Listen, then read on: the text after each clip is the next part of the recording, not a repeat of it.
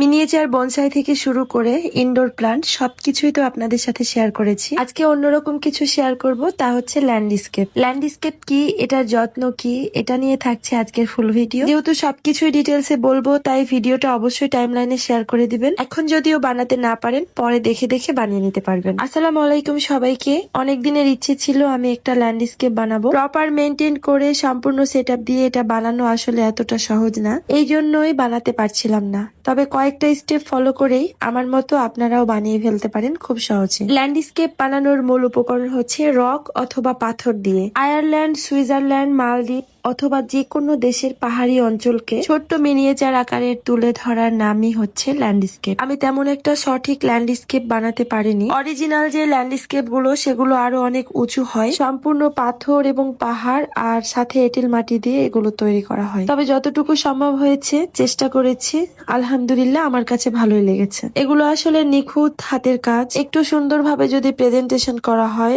একেবারে অরিজিনাল মনে হয়। যত্ন এবং মিডিয়া তৈরির বিষয়টা যদি বলি, তাহলে ল্যান্ডস্কেপের মিডিয়াটা হবে অবশ্যই শক্ত এবং আঠালো। আর এর জন্য আমি ব্যবহার করেছি এঁটেল মাটি এবং অল্প অল্প করে মাটি দিয়ে একটা সুন্দর ল্যান্ডস্কেপের আকৃতি নিয়ে আসতে সম্পূর্ণ সেটআপ দিতে আমার প্রায় 10 দিন মতো সময় লেগেছে। অন্যান্য মিনিয়েচারের চেয়ে এটাতে পানি কম লাগবে, যেহেতু এটা মাটি দিয়ে পাহাড় তৈরি করা হয়েছে। অতিরিক্ত পানির জন্য এই পাহাড়ের শেপটা নষ্ট হয়ে যেতে পারে। যদি একটু কাছে থেকে নিখুঁত ভাবে দেখা যায় তাহলে এর আসল সৌন্দর্যটা দেখা যাবে। পাথরের গা ঘেঁষে ছোট ছোট গাছ, কোনায় কোনায় সবুজ প্রকৃতি, পাহাড়ের এক অংশ কেটে বাড়ি বানানো, ঢালু অঞ্চলগুলোতে পানির ব্যবস্থা করা, পাহাড় কেটে সিঁড়ি বানানো, চারদিক সবুজ প্রকৃতিতে ঘেরা, সব মিলিয়ে অসাধারণ একটা পাহাড়ি অঞ্চলের প্রকৃত সৌন্দর্যকে ফুটিয়ে তোলা হয়েছে। বলতে ভুলে গিয়েছি, এই ল্যান্ডস্কেপটা বানানো হয়েছে যে বনসাই গাছটা দিয়ে। সেই গাছটার নাম হচ্ছে প্রেমা। এই গাছটা বেশি দিনের হয়নি, সর্বোচ্চ 1 বছরের হবে। সম্পূর্ণ বনসাই আকৃতি আনতে হলে অবশ্যই দীর্ঘ একটা সময় লাগবে। তার সাথে শেপ এবং কাটিং কুটিং ঠিক রাখতে হবে। এই বনসাই গুলোর যত্ন বলতে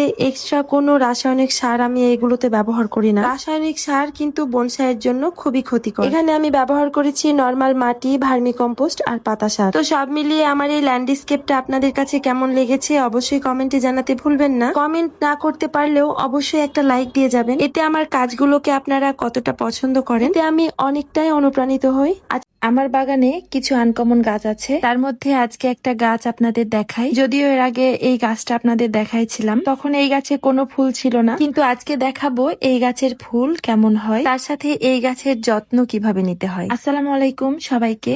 এই গাছটার নাম হচ্ছে ক্যাঙ্গারু পকেট। আমার খুব পছন্দের একটা গাছ, আর এই জন্য আমি সামনের টপে এটাকে ঝুলিয়ে রেখেছি। এই ফুলের আকৃতি গঠন সত্যি অন্যরকম, একেবারে আলাদা। দেখতে মনে হবে এটা ফুলের কলি এবং এখান থেকে ফুল ফুটবে, কিন্তু না, এটাই হচ্ছে ফুল। আর এই ফুল থেকেই প্রচুর পরিমাণে বীজ হয়। এই গাছের যত্ন বলতে শুধুমাত্র অসমোকোট দিয়ে রাখবেন আর মাঝে মাঝে পানি স্প্রে করবেন। মানে পানির ধরনটা যদি বোঝা যায় তাহলে এই গাছের কোনো প্রবলেম হবে না। মানে অতিরিক্ত শুকনাও রাখা যাবে না, আবার অতিরিক্ত ভেজাও রাখা যাবে না। কথা বলতে বলতে হঠাৎ বাতাস শুরু হয়ে গেছে, আর বাতাসের সাথে মেঘের গর্জন, চারদিক অন্ধকারে ছেয়ে গেছে, মনে হয় বৃষ্টি নামবে। অনেকেই আমরা এই বৃষ্টির সময় নিশ্চিন্ত হয়ে বসে থাকি, বৃষ্টির পানিতে গাছে অনেক গ্রোথ আসবে এটা ভেবে। হ্যাঁ, এটা সত্য, কিন্তু তার সাথে এই সময় গাছে ফাঙ্গাসের আক্রমণ বেশি বৃদ্ধি পায়। তাই অবশ্যই খেয়াল রাখতে হবে, 20-25 দিন পর পর গাছে ফাঙ্গিসাইড স্প্রে করতে হবে। তার সাথে একটু এক্সট্রা কেয়ার নিলে গাছগুলো ভালো থাকবে। আজকে এখানেই শেষ করছি। আল্লাহ হাফেজ।